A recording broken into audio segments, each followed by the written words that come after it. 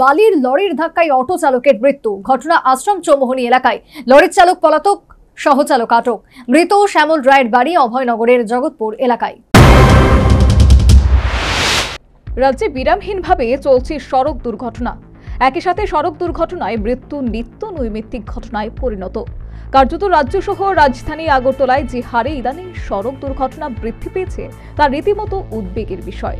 এই ব্যাপারে ইতিমধ্যে ট্রাফিক পুলিশের ভূমিকায় প্রশ্ন চিহ্ন তৈরি হয়েছে। এই পরিস্থিতিতে শনিবার ভোরে বালুর লরির ধাক্কায় এক অটো চালকের মৃত্যু হলো। ঘটনা আশ্রম চৌমোহনী এলাকায়। খবরে প্রকাশ, অভয়নগরের জগৎপুর এলাকার বাসিন্দা অটো চালক শ্যামল রায় প্রতিদিন গভীর রাতে তার অটো নিয়ে বেরিয়ে মূলত জিবি এলাকায় যাত্রী পরিবহনে অভ্যস্ত। সে অনুযায়ী শুক্রবার গভীর রাতে এই অটো চালক তার অটো নিয়ে বের হয়। যথারীতি যাত্রী নিয়ে আশ্রম চৌমোহনী এলাকায় যায়। ফেরার পথে আশ্রম চৌমোহনীতে একটি বালুর লরির সাথে তার অটোর মুখোমুখি সংঘর্ষ হয়। এতে গুরুতর আহত হয় অটো চালক শ্যামল রায়। পরবর্তী সময়ে স্থানীয় সাধারণের প্রচেষ্টায় দমকল বাহিনী অটো চালককে জিবি হাসপাতালে নিয়ে আসে।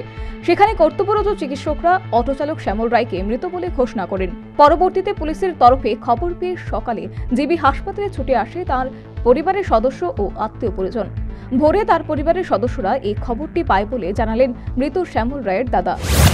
আমাদের ভাই আছে, ওইটা তো আমরা ঠিক করতে পারবো না, কিন্তু সার্ভিসের না জীবিতে দেওয়া গেছে। আমরা খবর পাইয়া এতটুকুই আমরা জানি। মানে কি করতো আপনার ভাইয়ে? আমার ছোট ভাইয়া অটো চালাইতো। আচ্ছা, আসার পর কি দেখলেন আপনারা? ছোট হসপিটালে আসার পর দেখলাম মৃত।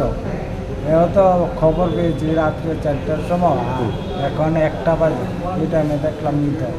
লাশ গতিকা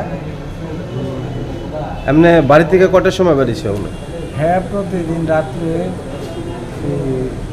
উঠুনিয়া 2-2:30 প্রতিদিন রাত্রে। আর ঘটনাটা কোন জায়গাতে হয়েছে? ঘটনাটা হচ্ছে আমরা অন্য লোকের মুখটা শুনছি, আউটপোস্টটা শুনেছি।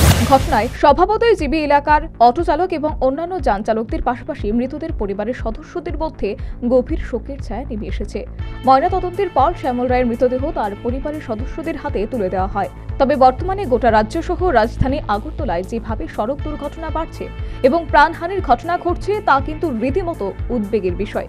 এক্ষেত্রে একমাত্র জরিমানা আদায়ে অধিক ব্যস্ত না থেকে যান দুর্ঘটনা রোধে ট্রাফিক পুলিশ কর্তৃপক্ষের উপযুক্ত ভূমিকা গ্রহণ করা বাঞ্ছনীয় বলে বিশেষজ্ঞ মহল মনে করছেন। Bureau report, news vanguard.